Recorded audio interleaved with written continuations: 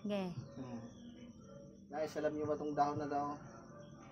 Dahil lang araw na tayo hindi makatulog. Masakit yung tiyan natin. Napurga na tayo sa gamot.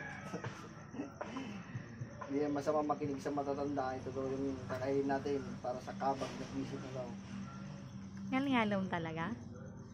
Mungayain mo yan? Ay, nabigto, makututawa. Shout out sa nagsabing, effective. Ang makautot matutao.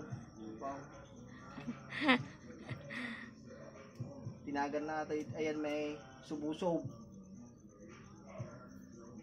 Masan lang natin na maraming langgam.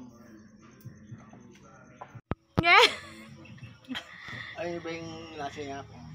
Sabi niya kung kaya mong tuba ito nga, dapat kaya mo rin.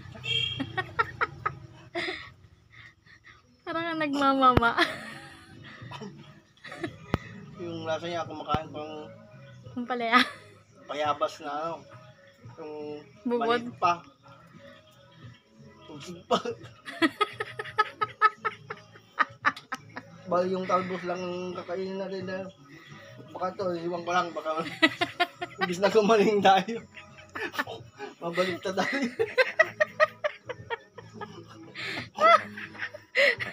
Pagbalon ka Iso merienda, di trabaho.